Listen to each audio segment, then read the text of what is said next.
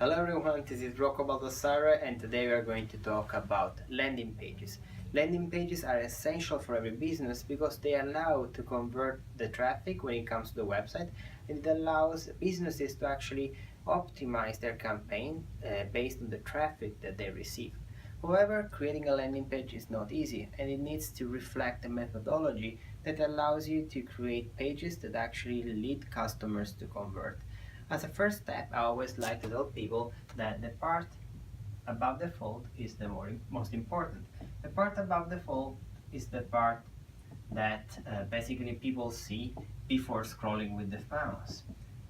So it is the most important part because when people get here, they need to see exactly what they are offering. It needs to match what they were promised in the ads, and it needs to be convincing. So for sure, here is when the sale happens.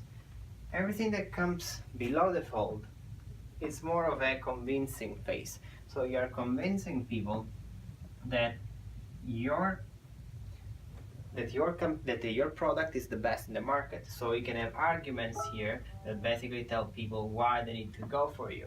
So we're going to see how to structure the landing page in order to have a very convincing above the fold section, and we're also going to see how we can argument what we've just said about above the fold to get to better conversion rates. So the first thing is to make sure that whoever you write on top of the page that people are opening is going to somehow recall the search that they've performed.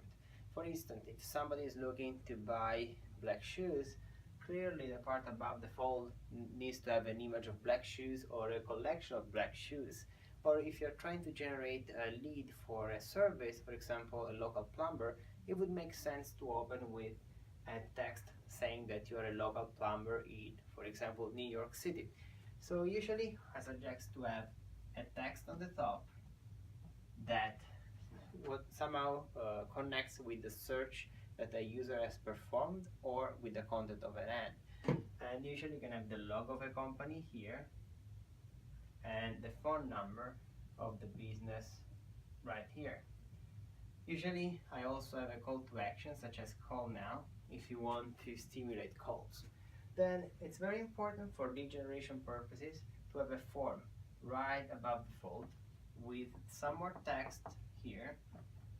This text is supposed to be reinforcing what you've just said here, and then I recommend having some bullet points. This kind of structure allows people to read the two texts in a very clear way because they're going to be short texts, but at the same time it gives them details because people can read bullet points, which are usually sort of argument that should prove people why they need to go for your business. When it comes to the form, it's always good to have the lowest amount of fields as possible.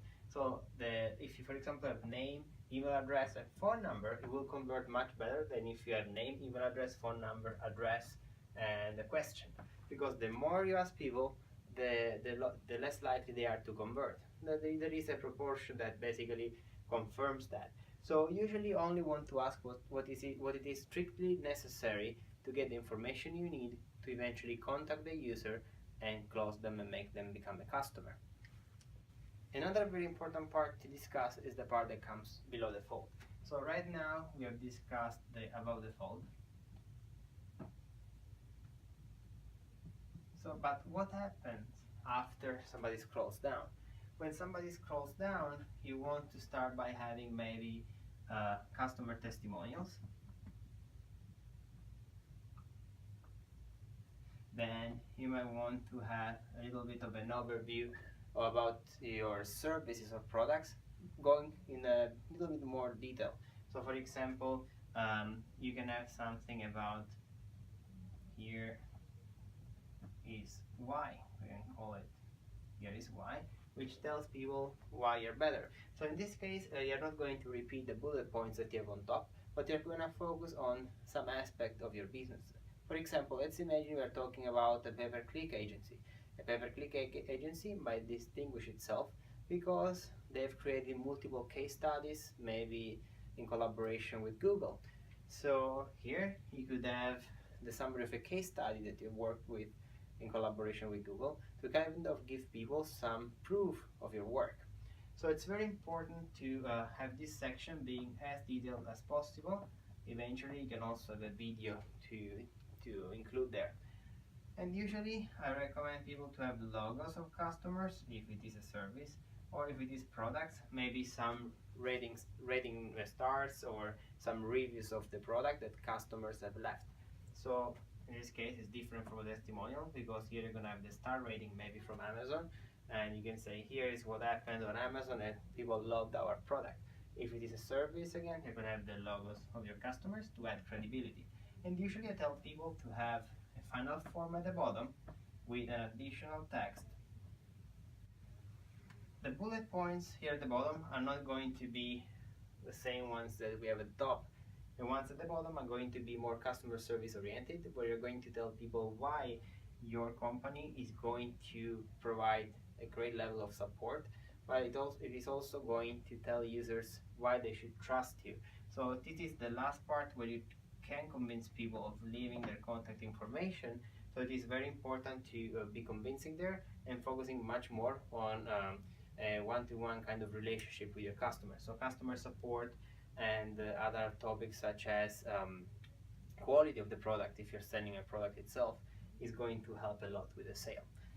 This landing page structure is just an example. Not all landing pages will be structured the following way.